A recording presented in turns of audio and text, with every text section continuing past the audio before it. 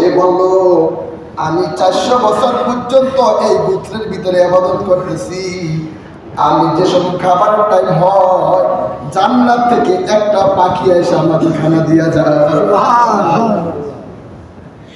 সে বলল, আমি প্রথম থেকে রোজা শেষ পর্যন্ত আমি আমার মাওলার গোলামি করছি, মাওলার গোলামির থেকে আমার এক চুল পরিবার আমাকে দূরে সরাইতে পারে নাই। আল্লাহ তাআলা কোরআনে বলেন, আল্লাযী খালাকাল মাউতা ওয়াল হায়াতা লিয়াবলুয়াকুম আইয়ুকুম আহসানু আমালা। আল্লাহ বলছে দুনিয়াতে আদম থেকে ঈসা রুহুল্লাহ পর্যন্ত সব নবীকে পরীক্ষা নেবে, কিন্তু আমি এখানে সালাত আদায় করতেছি। আর এই গোত্রের ভিতরে যতগুলো ইহুদি কাফের মুশরিকরা আছে সকলে আমার নিয়ে ঠাট্টা মশকরা করে, কিন্তু আমি কোনো পরোয়া করি না, একমাত্র আমার গোলামি আল্লাহর গোলামি করতেছি। সে বলে, আমি আমার আল্লাহর গোলামি করার পরে দিয়া আমি এই গোত্রের ভিতরে বাগ করে দিনের দাওয়াত দিতেছি। আল্লাহ তাআলার পক্ষ থেকে আমি 70,000 কাফের মুশরিক কালিমা পড়ে মুসলমান হয়ে গেছে।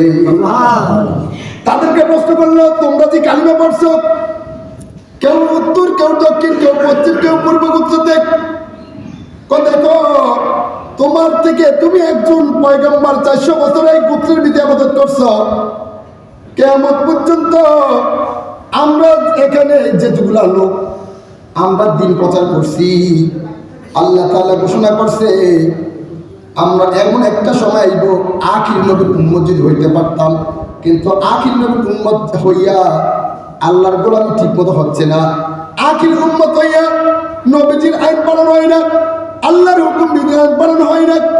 সে বলে আমরা তো আখির নবীর উম্মত না, আমরা তো মুসা নবীর উম্মত। কেউ বলে আমি আদম নবীর উম্মত, কেউ বলে ঈসা নবীর উম্মত, কেউ বলে দাউদ নবীর উম্মত। এভাবে যুগে যুগে যুগে যুগে যুগে যুগে দিন প্রচার করার পরে 400 বছর পর্যন্ত সে আমল করার পরে একদিন মুহাম্মদুর রাসূলুল্লাহ সাল্লাল্লাহু আলাইহি ওয়াসাল্লামের দরবারে গেছে। যাওয়ার পরে যে বলতেছে, নবী গো, আমি যে এক মাস পর্যন্ত আমি রোজা রাখলাম, হজ করলাম, যাকাত দিলাম, সব কিছু কোরআন তেলাওয়াত আমি করলাম। নবী বলে, তুমি যে ইবাদত করছো আর তোমার গোত্রের ভিতরে যেগুলো কাফের মুশরিক সবগুলো তোমার কালিমা পড়ে মুসলমান হয়েছে, আমি নবী বলে দিলাম, ঈদুল ফিতরের নামাজের মাধ্যমে আমি বলে দিলাম সবগুলা লোক বিনা হিসাবে জান্নাত। তো দুনিয়াতে একটা পরীক্ষা, তো এই পরীক্ষা যদি কেউ পাস করে কেউ ফেল করে, পরীক্ষা ফেল করলে আবার পরীক্ষা দেওয়া যায়, কিন্তু আখিরাতের পরীক্ষা যদি একবার ফেল হয়ে যায় সম্ভব না। কি বলে, ঠিক কিনা বলেন? আল্লাহ তাআলা বলেন, বাল তুসিরুনাল হায়াতাদ দুনিয়া, যে ব্যক্তি নাকি আখিরাতের প্রতি বিশ্বাস থাকবে সে কোনোদিন গুনাহ করতে পারে না, খারাপ কাজ করতে পারে না, কোনোদিন অন্যায় কাজ করতে পারে না। যে ব্যক্তি নাকি আখিরাতের প্রতি বিশ্বাস নাই তার দ্বারাতে সমাজে সব কাজ সম্ভব, ঠিক কিনা বলে? আখিরাতের প্রতি যদি সিরুনাল হায়াতাদ দুনিয়া আল আখিরাতু খায়রু ওয়া আবকা, যে ব্যক্তি নাকি আখিরাতের প্রতি বিশ্বাস আছে সে একটি চিন্তা করে, আমি এই দুনিয়াতে বেশি দিন থাকার সময় আমার নাই, এমন একটা জগৎ আখিরাত, ইয়াউমুল কিয়ামতের দিন, একদিন আমার আখিরাতে কবরে যেতেই হবে। কুল্লু নাফসিন যায়িকাতুল মাউত, সব জায়গায় যদি পলাতন করি আমি মৃত্যুর থেকে পলাতন করা যাবে না। কিন্তু এই 1 বছর পরে যে সব লোকেরা নাকি রোজা রাখে নাই, তারাবি আদায় করে নাই, নামাজ পড়ে নাই, আল্লাহ কি খুশি না বেজার? আল্লাহ খুশি না বেজার? আল্লাহকে যারা বেজার করছে, এই রমজান আছে, আগামী রমজান নাও পাইতে পারেন, কিন্তু গত রমজানে যারা ছিল এই রমজানে অনেক লোক নাই, আবার এই রমজানে আমরা যারা আছি আগামী রমজানে নাও থাকতে পারি।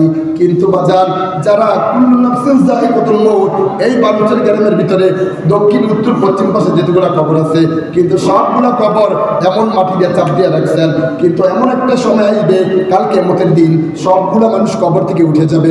কিন্তু আল্লাহ তাআলা যদি প্রশ্ন করে 60-70 বছর জিন্দেগি কাটাইলা, রমজান পাইলা, রোজা পাইলা, তারাবি পাইলা, যদি মাওলার যদি গোলামি না করো, কাল কিয়ামতের দিন আমার মাওলার আদালতে একদিন ধরা পড়ে যাবে, ঠিক কিনা বলে? এখন বাজান আমরা সবাই এই রোজা, হজ, যাকাত, ফিতরা আল্লাহর যতগুলো বিধান আছে, বিধান পালন করার জন্যই তো আল্লাহ তাআলা আমাদেরকে বানিয়েছে। কি বলো, ঠিক না বাজার?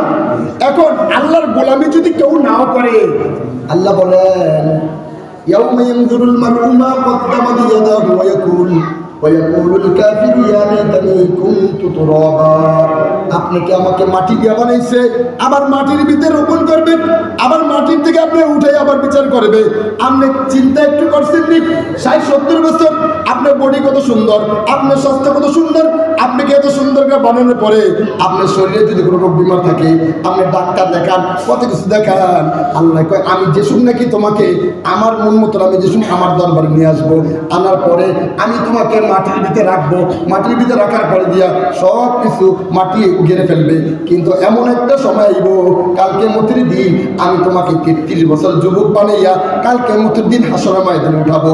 উঠানোর পরে আমি তোমাকে 70 বছরের আমলের জিন্দেগি, 50 বছরের আমলের জিন্দেগি, আমলের জিন্দেগির বাসনা যে সময় আমি সব কাফের মুশরিকরা দূরে থাকবে, আমি যে সময় নাকি বিচারে পাল্লা শুরু করে দেবো, যে সময় আল্লাহর আদালতে আপনি যে সময় নাকি ইয়াউমা ইয়াকুমুল হিসাব, যে সময় হিসাবের খাতাটা আল্লাহ তাআলা আপনাকে প্রশ্ন করবে, করার পরে যদি আপনি যদি হিসাবটা যদি সুন্দর মতো দিতে না পারেন, রোজার হিসাবটা যদি দিতে না পারেন, নামাজের হিসাবটা যদি না দিতে পারেন, যাকাতের হিসাবটা যদি না দিতে পারেন, হজের হিসাবটা যদি দিতে না পারেন, কাল কিয়ামতের দিন সুযোগ আর থাকবে না। যেসব আল্লাহ তাআলা বলবে ইলা আযাবিন নারি ফাবিসাল মুতাকাব্বিরিন, তার জন্য জাহান্নাম ওয়াজিব হয়ে গেছে। নাউযুবিল্লাহ। দুনিয়া থেকে আপনাকে জান্নাতের সামান তৈরি করে নিতে হবে। নামাজ, রোজা, হজ, যাকাত সবকিছু দুনিয়া থেকে কি করতে হবে? আপনাকে পুঁজি আদায় করে নিতে হবে। কবরে গেলে আপনার কোনো 1 সেকেন্ড সুযোগ থাকবে না। আর দুনিয়া থেকে যদি গোমরামি করে যান, যদি ইসলামের সাথে যদি বেয়াদবি করে যান, আল্লাহর সাথে যদি বেয়াদবি করে যান, ফেরেশতার সাথে যদি বেয়াদবি করে যান, কবরটা বিশাল একটা জায়গা। এই কবরটার ভিতরে গিয়া আপনি কোনোদিন শান্তিতে থাকতে পারবেন না। ঠিক কিনা বলেন? আল্লাহ তাআলা যেন আমাদেরকে সকলকে নবীজির তরিকা, নবীজির আদর্শ মতো চলার তৌফিক দেন। আমিন। একটু এলান দিয়ে দেন, যা 5 মিনিট বাকি আছে। 5 মিনিট বাকি আছে। জামাতের 7:30টার সঠিক সময় ঈদুল ফিতরের জামাত শুরু হয়ে যাবে।